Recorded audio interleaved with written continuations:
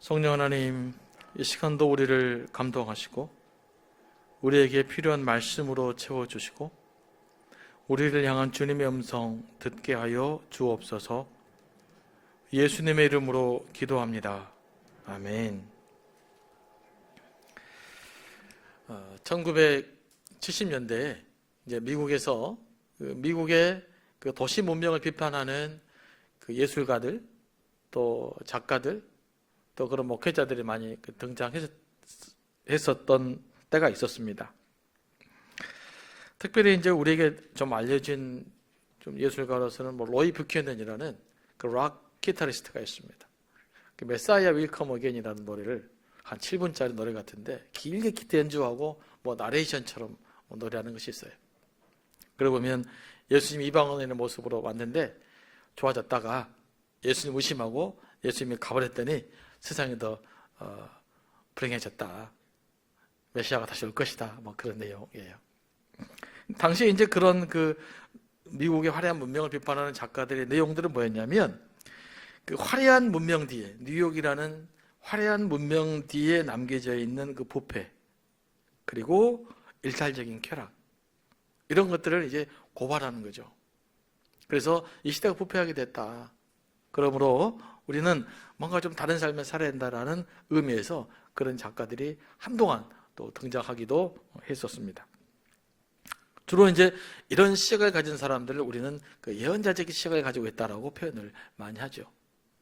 오늘 본문은 이런 그 예언자적인 관점으로 그 본문을 보셔야 될 본문입니다. 창세기 19장은 그 부패한 가나안 문명 또는 소돔 문명에 대한 하나님의 심판을 기록하고 있는데, 오늘날로 말하면 이 화려한 문명에 대한 비판에 대한 이야기다, 이렇게 이 말씀을 전제하고 보시면 훨씬 더 정확하게 또 실감나게 이해할 수 있게 될 것입니다.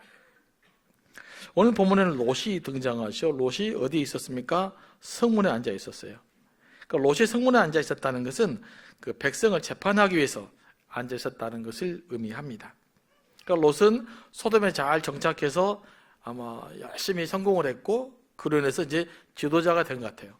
동네 유지가 되어지고, 그래서 어느 정도의 수준인지 모르지만 이제 재판을 할 수 있는 그런 위치까지 오르게 된 겁니다. 그때 이제 두 천사가 소돔에 도착했어요. 두 천사는 남자의 모습을 하고 있었습니다.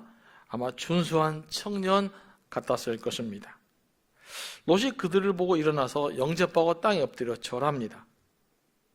또 천사인 것을 알아차린 것 같아요. 아브라함처럼 롯이 자기 집에 초대해서 저녁을 먹고 가라고 이야기합니다. 쉬고 가라고 그러는데 이 두 천사는 거절합니다.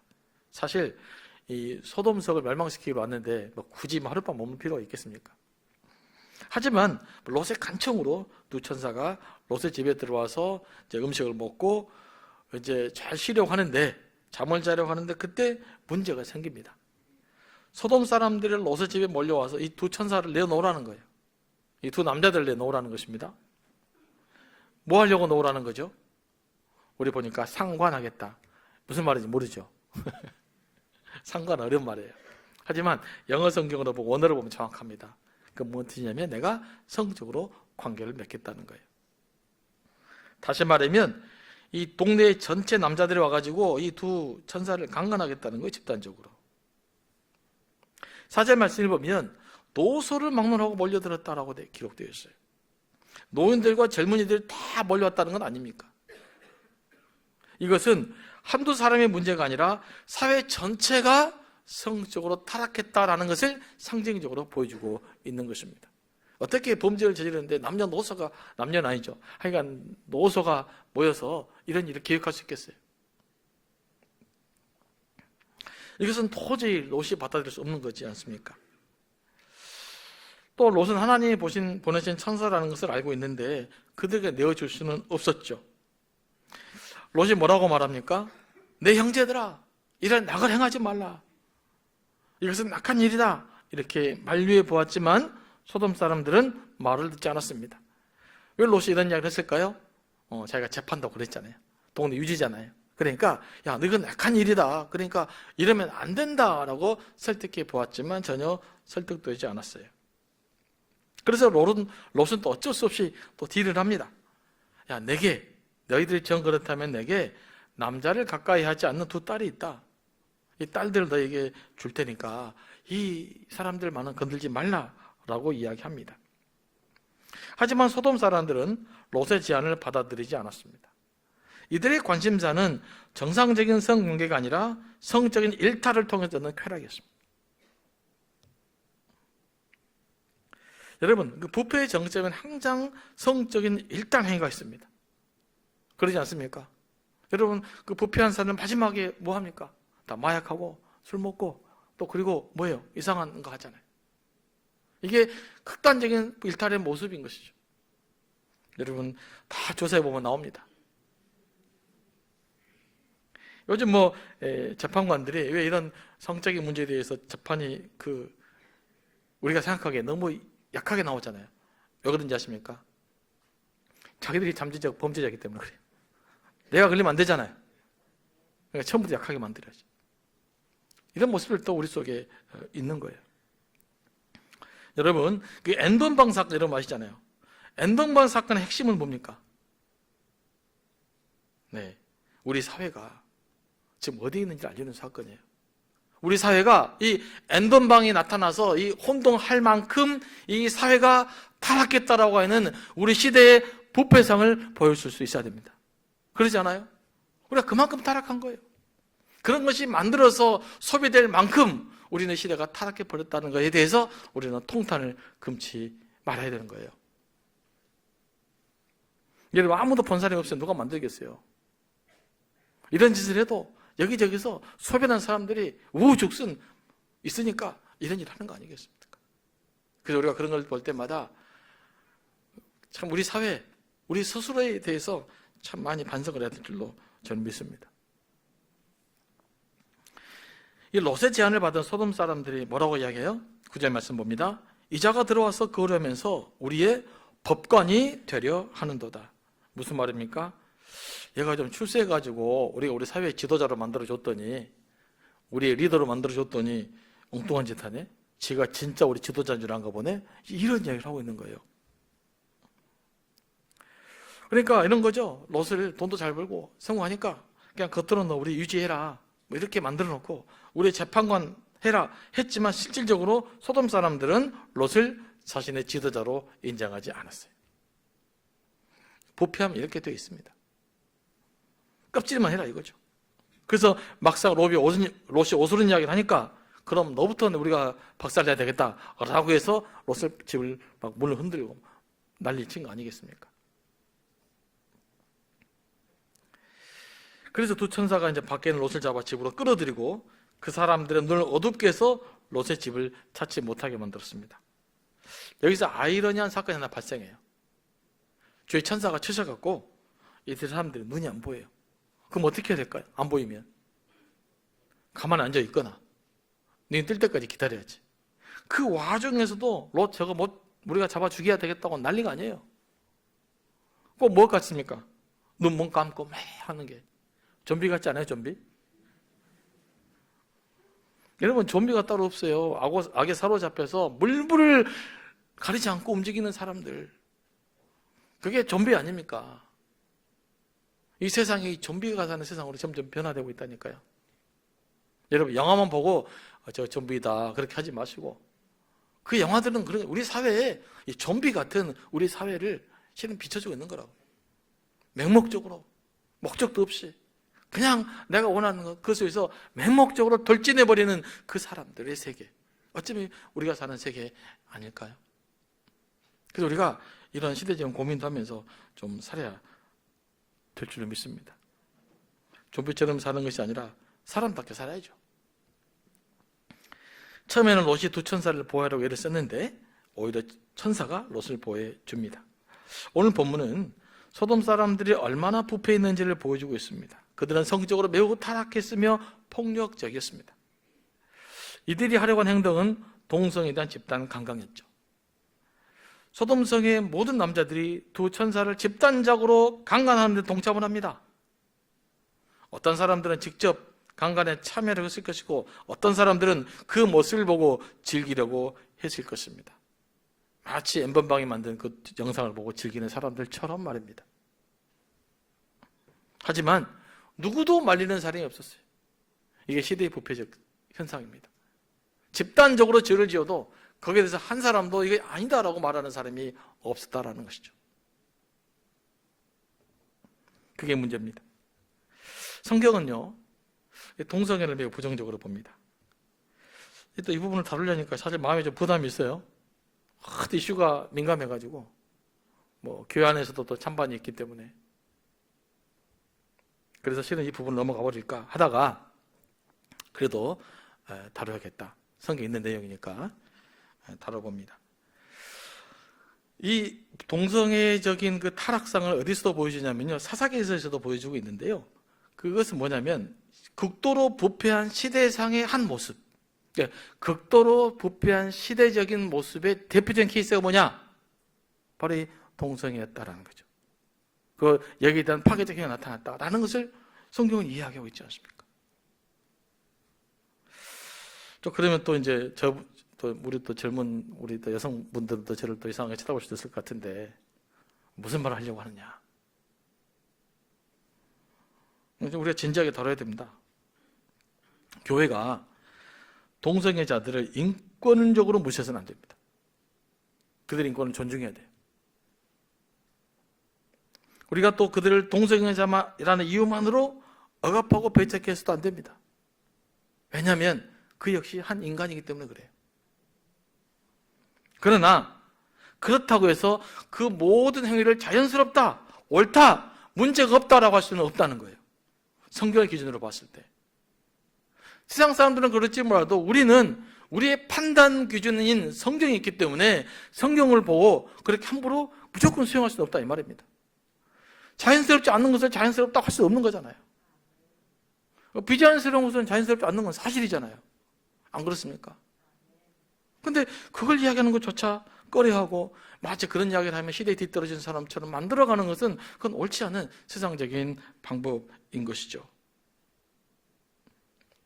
성경에서 죄로 언급한 것을 시대가 변했으니까 죄가 아니라고 주장하는 것은 말이 안 돼요.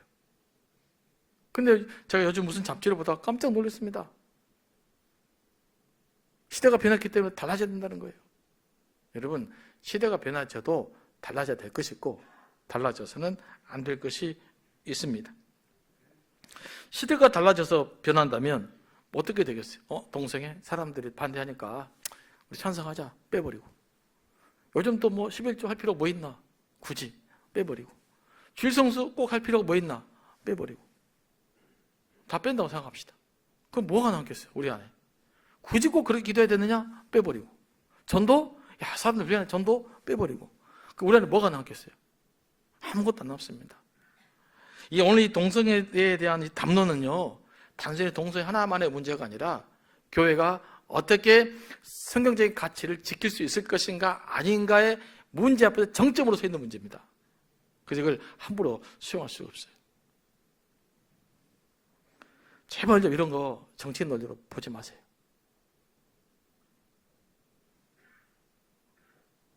그렇게 보시면 안 돼요. 오늘날 기독교적 가치를 지킬 수 있을 것이냐 아닐 거냐의 문제로 이 문제를 돌아봐야 됩니다. 저는요, 그 일반적 인문학자들이 이런 식으로 성해방을 주장할 수 있다고 생각을 해요. 왜냐하면 그들의 기준은 성이 아니기 때문에. 그래서 그냥 인권적인 문제를 그들은 다룰 수가 있습니다. 또 성경 이전의 서구 세계관에서는 사실 큰 문제가 없었어요. 이런 사람들이 많았었습니다. 그런데 사도 바울이 복음을 전하고 교회가 들어가면서 대책점을 지르면서 이건 죄다라고 선언했던 거예요. 그러니까 예수 안 믿고 성경 이전의 가치를 갖고 있는 사람들이 이런 주장을 할 수가 있어요. 하지만 교회는 그럴 수 없단 말이에요. 교회는. 왜냐하면 우리의 기준은 인문학 서적이 아니잖아요. 우리의 기준은 바로 성경이기 때문에 그렇습니다. 저는 그래서 이 목회자가 동성애를 찬성하는 것은 매우 이율배반적이라고 봅니다. 그들의 기준이 모호하기 때문에 그래요. 저는 그런 분들에게 다시 묻고 싶어요.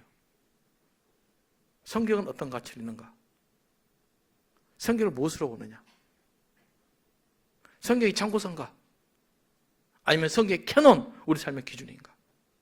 성경 기준으로 보면 성경대로 우리가 이야기해야 되지 않겠습니까? 그 팀 켈러 목사가 이런 이야기를 하더라고요. 왜 동성애를 반대합니까? 그러니까 이분은 되게 아주 탁월한 목사님이신데 인류 번영에 도움이 안 됩니다 라고 간단하게 이야기하더라고요. 그 말은 동의할 수 있지 않겠습니까? 인류 번영에 도움이 안 된 건 사실이잖아요. 이것도 부인할 수 있겠어요? 그러니까 뭔가 부자연스러운 것은 부자연스러운 것으로 말할 수 있어야 됩니다. 그러면 우리는 이제 현실적으로 동성애자들을 어떻게 대할 것인가 하는 문제가 남습니다. 앞으로 우리 사회는 동성애자들이 많을 수밖에 없어요. 사회가 이렇게 가기 때문에. 교회 힘으로는 사회의 방향을 저는 거스를 수 있을 거라고는 솔직히 믿지 않습니다. 우리가 해보는 거죠. 저항해보는 것이지 그런다고 뭐 어떻게 하겠어요. 그러면 현실적으로 우리 교회에 동성애 하신 분들 왔어요. 그러면 어떻게 할까요? 네, 문제이지 않습니까? 그럼 내쳐야 됩니까? 막 정지해야 되겠습니까? 그렇지는 않죠. 한 사람으로서, 한 인격체로서 우리는 그들을 존중할 수는 있어야 됩니다. 그들을 억압하거나 혐오해서는 안 되는 것이죠. 정당한 인격체로는 존중해야 되겠죠. 그러나 우리는 성경적 이야기를 해야 됩니다. 그것은 우리 교회에서는 이것을 기독교적 입장에서는 죄라고 이야기한다라고 이야기해 줘야 돼요. 이야기는 해줘야 됩니다. 그를 억압하기 위한 것이 아니에요. 성경은 그렇게 이야기하고 있다라고 이야기할 수 있어야 돼요.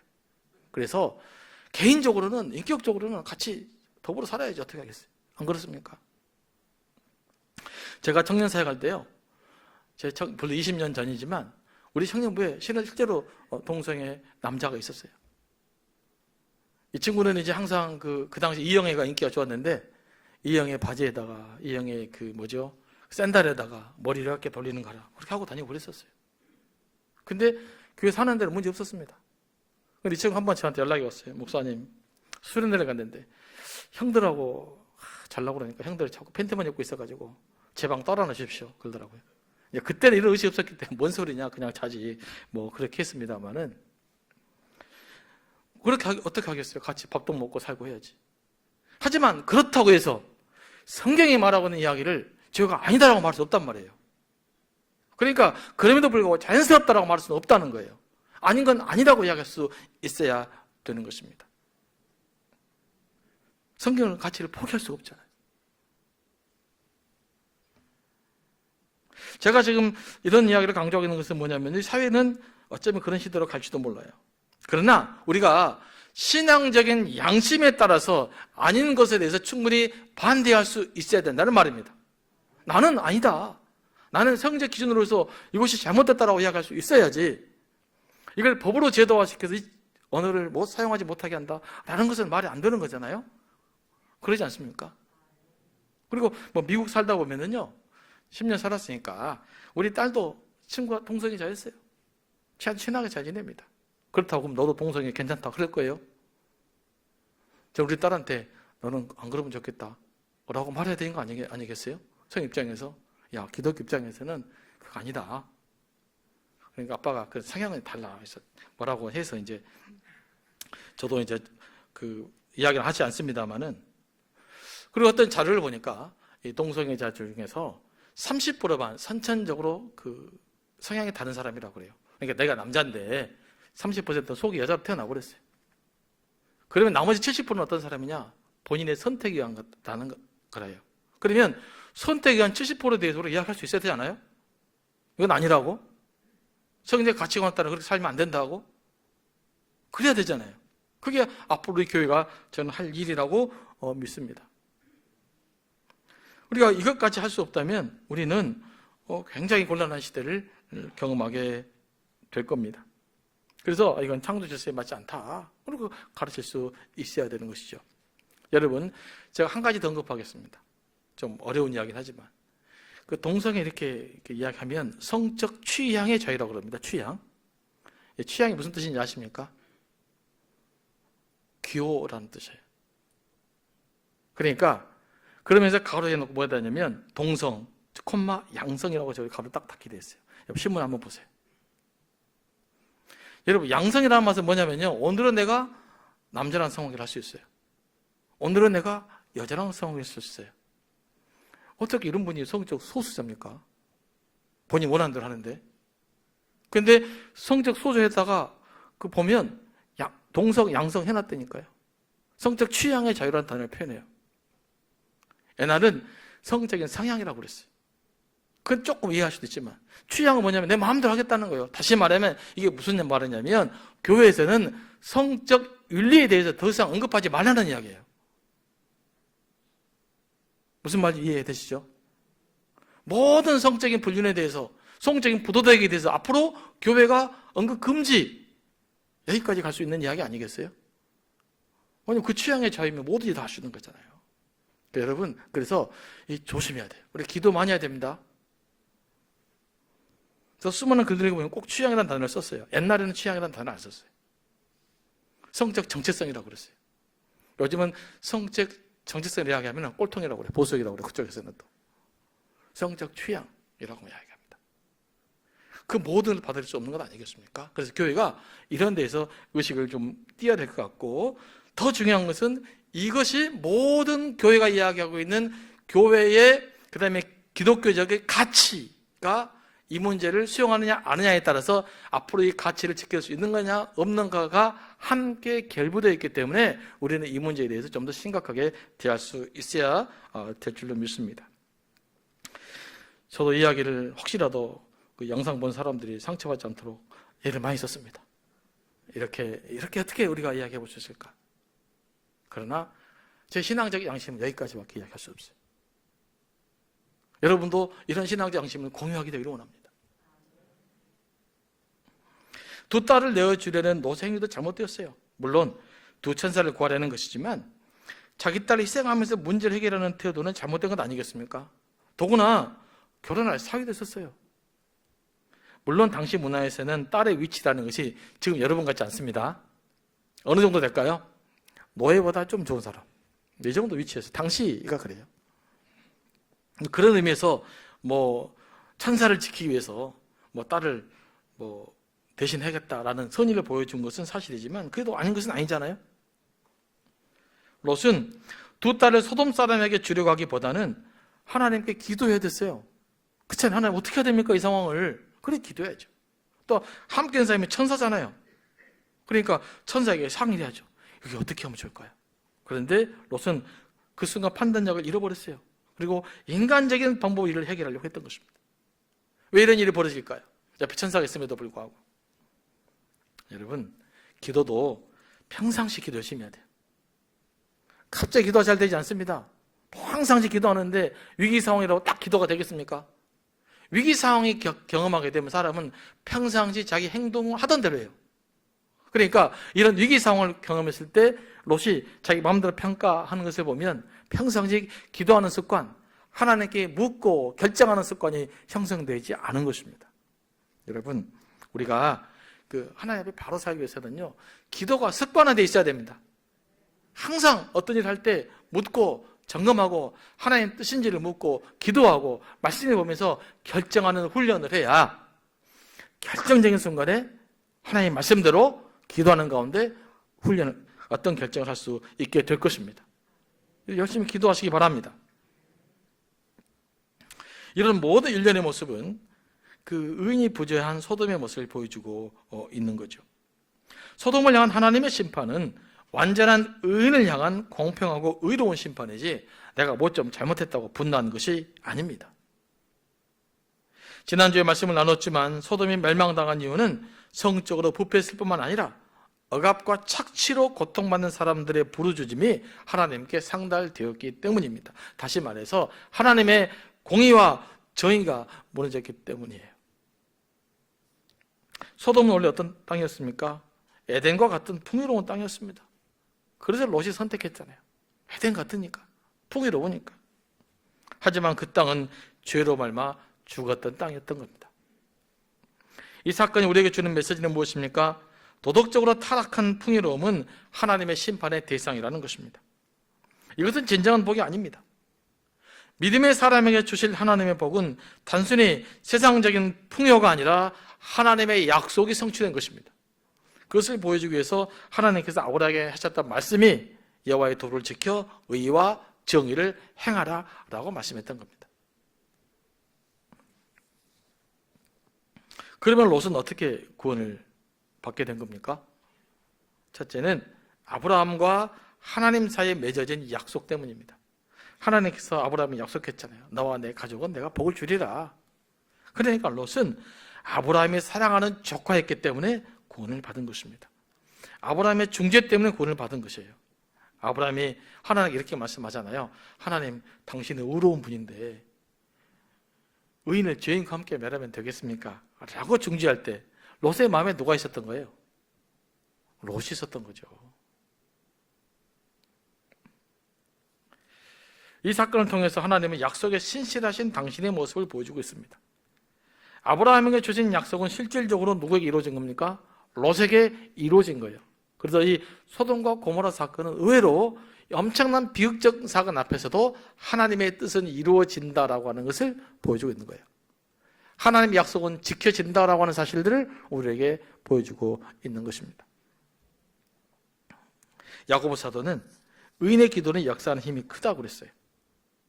기도의 신비는요, 자, 기도의 비결을 한번 알려드리겠습니다. 기도의 신부는 내가 도덕적으로 부패한 삶을 살 때는 기도도 잘 안 되고 기도의 능력도 잘 나타나지 않는다는 거예요.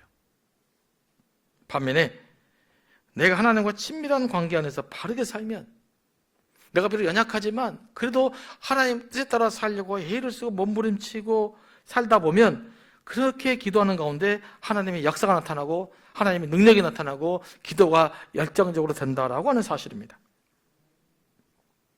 여러분, 그렇게 기도해 보시기 바랍니다.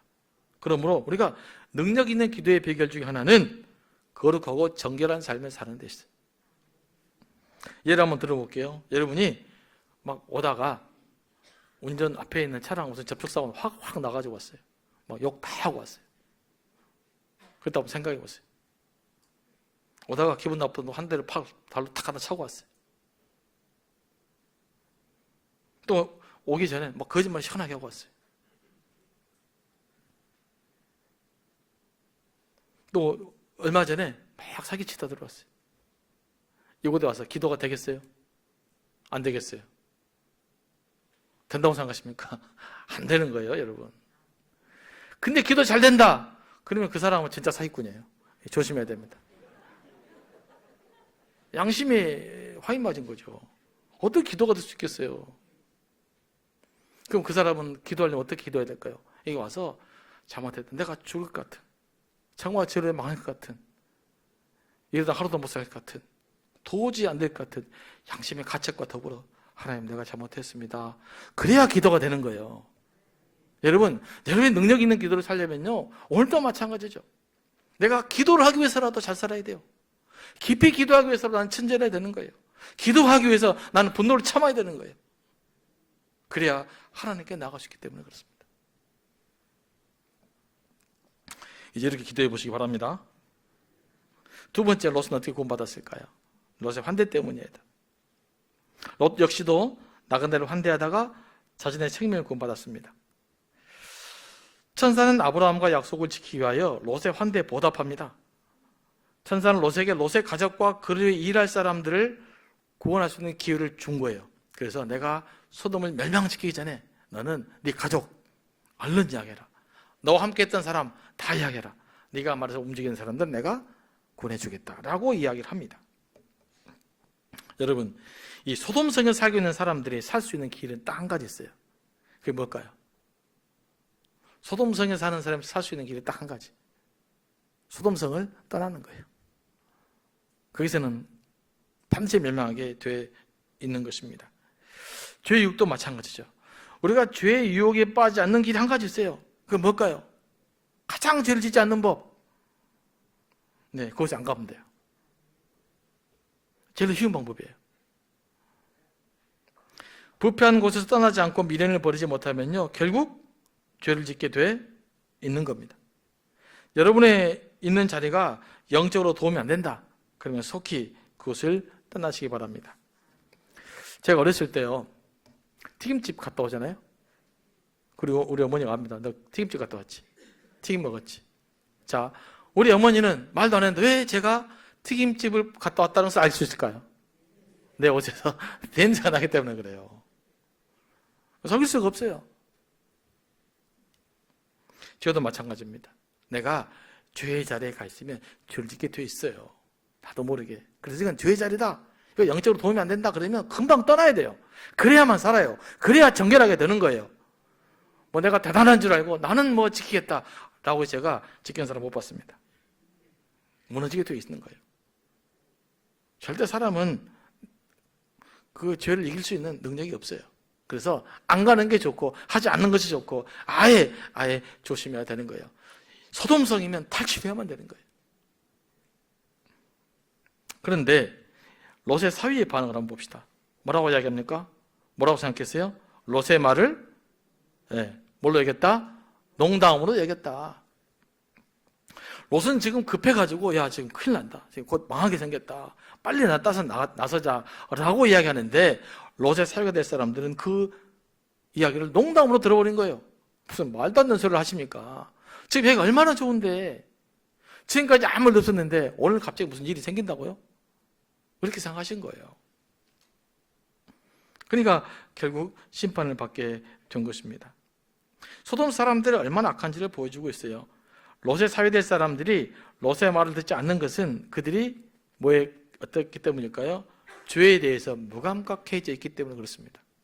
하나님의 심판을 이야기하는데 죄에 대해서 무감각해요. 내가 아무런 잘못이 없는데 하나님의 심판이 무슨 의미가 다가오겠어요? 그래서 잘 안 들렸던 것입니다. 그리고 두 번째는 뭘까요? 이런 그 영성가들의 말이 있죠. 물질적으로 풍요로워지면 정신적으로 영적으로 빈곤해진다. 이 말이 맞는 말이에요. 물질적인 풍요로만 추구하는 사람들은 결국 그 물질과 함께 망하게 돼 있습니다. 지금 너무 좋잖아요, 소돔이. 현재까지는 너무 부유하잖아요. 너무 풍요롭잖아요. 쾌락을 마음껏 즐길 수 있잖아요. 그런데 왜 내가 여기를 떠나야 됩니까? 이 좋은 곳을 놔두고. 요즘 세상 사람들 그렇지 않습니까? 왜 예수를 안 믿는 걸까요? 많은 사람들이. 왜 예수 믿어야 산다, 예수 믿으십시오 라고 하는 이야기를 진지하게 받아들이지 않을까요? 두 가지 때문이에요. 죄에 물들어서 죄에 대한 감각이 없기 때문이고, 또 하나 지금 세상이 너무 좋거든요. 여러분 지금 세상 너무 좋지 않습니까? 얼마나 좋습니까? 옛날에는 제주도 한번 가려면 얼마나 힘들었는지 몰라요. 요즘은 그냥 회의를 다 거기서 해요. 회의를. 서울이 비용이 많이 든다고 요즘은 마음대로 갑니다. 뿐만입니까? 그냥 미국도 마음대로 가고 유럽도 마음대로 가고 마음대로 갈 수 있잖아요. 얼마나 좋은 세상입니까? 돈만 있으면 그냥 다 엔조이 할 수 있는 세상 아니겠어요? 먹을 것도 많고 맛있는 것도 많고. 오늘도 날씨가 얼마나 좋습니까? 예수 안 믿는 사람들 딱 아침 일찍 일어나서 푹 주무시고 짐 쫙 챙겨서 그냥 지리산으로 떠나자, 단풍 보러 가자. 그러면 얼마나 좋지 않겠어요? 그러니까 이게 너무 좋은 거예요. 이게 영원한 것 같아요. 그래서 복음이, 말씀이, 그리스도의 메시지가 들리지 않은 것입니다. 우리가 하나의 말씀이 들려오지 않을 때 그래서 우리는 점검해야 돼요. 나는 지금 어디에 중심에 살고 있는가? 내가 세상에 너무 좋아서 예수님 없이도 잘 살 수 있을 것 같은가? 내가 너무 실력이 좋으니까 굳이 하나님 의지하지 않고도 잘 살 수 있지 않는가? 여러분 그런 마음이 되면 그건 곧 여러분이 위기에 직면했다는 것을 의미합니다. 다시 돌이켜 서야 됩니다. 요즘 우리 시대 사람들 너무 이렇게 살고 있는 것 같지 않아요? 여러분 지금이라도 늦지 않았습니다. 하나님께 돌아섭시다.